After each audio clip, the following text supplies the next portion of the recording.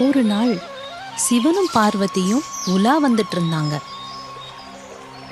அப்போ மரத்துக்கு மேல ஒரு ஆளு நின்னுட்டு இருந்தத பார்த்தாங்க.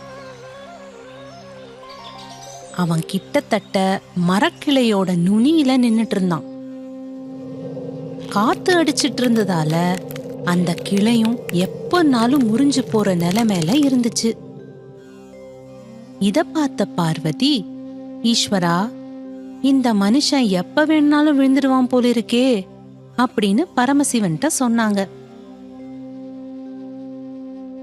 அதுக்கு பரமசிவன், ஓஹோ, விழுந்துடுவானா அப்படின்னு நினைக்கிறியா? நீதான முதல்ல பார்த்த, நீயே போய் அவனை காப்பாத்து அப்படின்னு சொன்னாரு. நீ காப்பாத்தினா மிச்சத நான் பாத்துக்கிறேன்னு சொன்னாரு.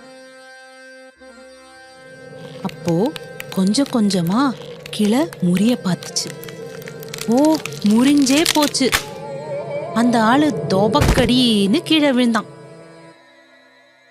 விழறப்போ ஈஸ்வரான்னு கூப்பிடல, அம்மான்னு கூப்பிடல, அப்பான்னு கூப்பிடல. அம்மாவையும் நினைக்கல, அப்பாவையும் நினைக்கல. விழும்போது ஐயோ அப்படின்னு கத்திக்கிட்டே விழுந்தான். அவ்வளவுதான். அவனை காப்பாத்த அம்மாவும் வரல, அப்பாவும் வரல.